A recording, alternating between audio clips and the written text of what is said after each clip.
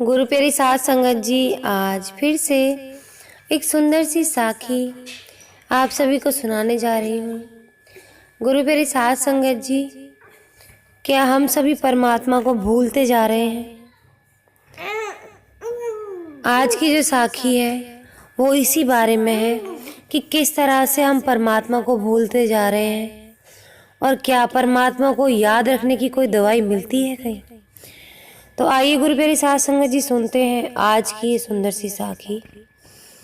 ये कहानी है एक मेडिकल स्टोर वाले भैया की। उनकी दवाई की दुकान थी और उस दिन उनकी दुकान पर बहुत भीड़ थी। वो ग्राहकों को दवाई दे रहे थे। दुकान से थोड़ी दूर पेड़ के नीचे एक बूढ़ी सी औरत खड़ी थी। दुकान वाले भैया की निगाह 2-3 बार उस बुजुर्ग औरत पर पड़ी तो देखा कि उसकी निगाह उस दुकान की तरफ ही थी। वो बुजुर्ग औरत काफी देर से उस दवाई वाली दुकान की तरफ देख रही थी। दवाई वाले भैया ग्राहकों को दवाई देते रहे, लेकिन उनके मन में उस बुजुर्ग महिला के लिए एक जिज्ञासा भी थी कि वो वहाँ खड़े खड़े क्या देख रही हैं। जब ग्राहक कुछ कम हुए तो उन भैया ने दुकान का काउंटर दुकान में काम करने वाले लड़कों के हवाले किया और उस औरत के पास गए। उन्होंने उससे पूछा कि क्या हुआ माता जी, कुछ चाहिए आपको? मैं काफी देर से आपको यहाँ खड़े देख रहा हूँ, गर्मी भी काफी है, इसलिए सोचा चलो मैं ही पूछ लेता हूँ कि आपको चाहिए क्या। बुजुर्ग औरत ने इस सवाल पे कुछ सकपका सी गई। फिर हिम्मत जुटा के उसने पूछा कि बेटा, काफी दिन हो गए हैं, मेरे 2 बेटे हैं, दोनों दूसरे शहर में रहने के लिए चले गए हैं।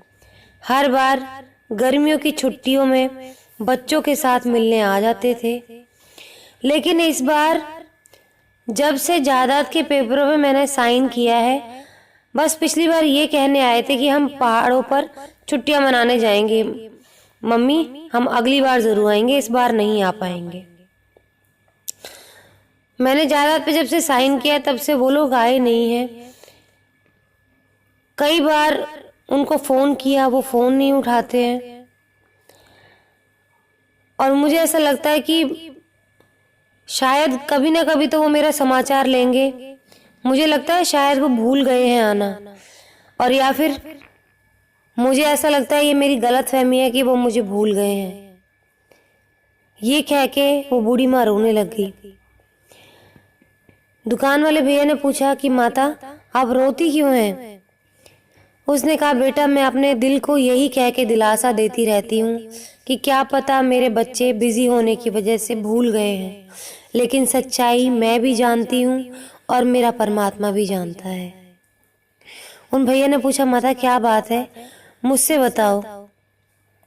उसने कहा, भैया, क्या तुम्हारे पास याद रखने की कोई दवाई है और भूलने की कोई दवाई है? पहले तो वो कुछ समझ नहीं पाया। उसने फिर पूछा कि माता, आपको भूलने की दवाई क्यों चाहिए और याद रखने की दवाई क्यों चाहिए? वैसे तो दोनों में से ही मेरे पास कोई दवाई नहीं है। वो मन ही मन कह रहा था, लेकिन वो उस माँ का विश्वास नहीं तोड़ना चाहता था। उसने माँ से पूछा कि माता, ये दवाइयाँ आपको चाहिए किस लिए? तो वो रोते हुए कहती है कि मुझे याद रखने की दवाई इसलिए चाहिए कि जिस समय मेरा बच्चा हुआ था, मेरे बेटे मुझे हुए थे, तो मैं उनकी खुशी में, उनके बड़े होने की खुशी में अपने परमात्मा को भूल गई, और जब ये बड़े हुए तो आज मेरे बच्चे मुझे भूल गए। तो मैं जिस परमात्मा को भूल गई थी, उसको याद रखने के लिए मैं तुमसे दवाई लेने आई हूँ। उसने पूछा, फिर भूलने की दवाई किसके लिए चाहिए? वो कहती है कि वो भूलने की दवाई भी मुझे ही चाहिए, ताकि जिस तरह से मैं अपने परमात्मा को भूल के अपने बच्चों में लग गई थी, आज मेरे बच्चे मुझे छोड़कर चले गए हैं, तो आज मैं भी उस दर्द को भूलना चाहती हूँ जो बार बार मुझे उनके जाने पे कचोटता रहता है। मुझे पता है कि अब वो लोग शायद वापस मुझसे मिलने नहीं आएंगे। उनका काम शायद पूरा हो चुका है मुझसे सिर्फ उन्हें इतना ही काम था और मेरे जीवन का उनके लिए इतना ही मतलब था। तो बेटा, मुझे वो भूलने की दवाई दे दे, क्योंकि मैं उनके बिना रह नहीं पा रही हूँ। मेरा एक भी दिन उनके बिना कटता नहीं है। मैं दरवाजे पर बैठी रहती हूँ कि कभी तो मेरे बच्चे मुझसे मिलने आएंगे। तो ये दर्द मुझे जीने नहीं दे रहा।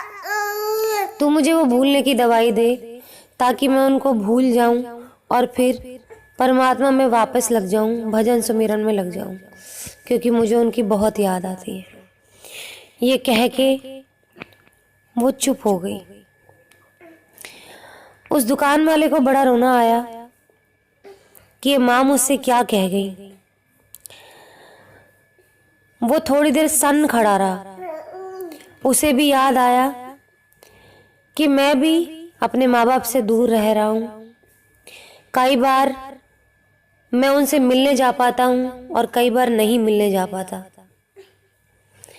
वो परमात्मा से वहाँ खड़े होकर ऐसी दुआ कर रहा था कि हे परमात्मा, मेरे मन में कभी ये जायदाद का लालच ना आए जिससे मैं अपने माँ बाप से दूर हूँ। मेरे माँ बाप ने ना जाने कितनी मेहनत से मुझे पाला और आज एक जायदाद के टुकड़े के लिए उनको मैं इस हाल में खड़ा छोड़ दूँ जैसे ये बेसहारा माँ खड़ी है। आज इसका आगे पीछे कोई नहीं है।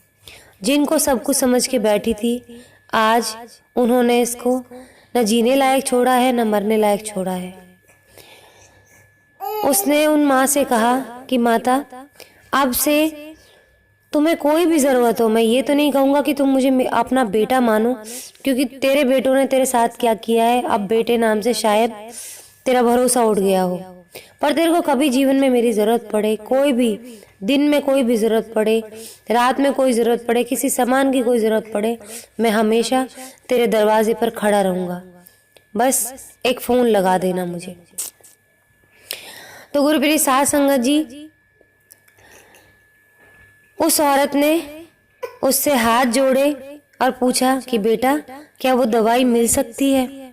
उसने कहा, माँ मुझे माफ़ करना, मेरे पास ऐसी कोई दवाई नहीं है। गुरुप्रिय साध संगत जी, उस माँ ने फिर से कहा कि बेटा मुझे वो दवाई दे दे, मैं उनके बिना नहीं रह पाऊंगी। उस माँ के बार बार कहने पे भी वो उन माँ की बात को झुठला न सका और उसने झूठ में ही कह दिया कि माँ, मैं जाके दुकान में देखता हूँ कि ऐसी कौन सी दवाई है जो तू याद रख सके और भूल सके। झूठ मूठ ला के उस माँ को विटामिन्स की दवाई देके और कहा कि माँ, ये भूलने की दवाई है और ये याद रखने की दवाई है, और उस माँ को वहाँ से भेज दिया ताकि उस माँ को तसल्ली हो जाए। गुरुप्रिय साध संगत जी, अपने माँ बाप को कभी अकेला नहीं छोड़ना चाहिए।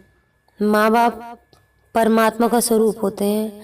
अगर आपके माँ बाप ने आपके लिए अपना जीवन तबाह किया है और पूरे डेडिकेशन के साथ बिना किसी लालच के आपको पाला है, तो उनको कभी अकेला ना छोड़ना, क्योंकि वो परमात्मा से कम नहीं होते। और ऐसे ही बच्चों के साथ है कि अगर बच्चों ने माँ बाप की सेवा की है तो माँ बाप को बच्चों की कदर करनी चाहिए। ऐसे बहुत से बच्चे हैं जो अपने माँ बाप को जायदाद के लिए छोड़ देते हैं, और ऐसे माँ बाप भी हैं जो जायदाद के लिए अपने बच्चों को छोड़ देते हैं। तो कोई भी ऐसा पाप ना करे, उस परमपिता परमात्मा को जाके जवाब देना है। इस मनुष्य शरीर के अंदर वो आत्मा जो परमपिता परमात्मा का अंश है वो बसती है। अगर आपने उसके मन को ठेस पहुंचाई तो आपने परमात्मा के मन को ठेस पहुंचा दी है, और उसके बाद मुक्ति कभी नहीं मिलती, और ऐसे ही हम लोग भटकते रहते हैं। तो गुरुप्रिय साध संगत जी, अपने बड़ों का, अपने छोटों का आदर करें और सुमिरन करते रहें। इस कहानी से सबसे बड़ी सीख ये मिलती है कि अपने परमात्मा को कभी न भूलें, उसको हमेशा याद रखें। जब आप उसको भूल जाओगे तो वो आपको भूलने में समय नहीं लगाएगा।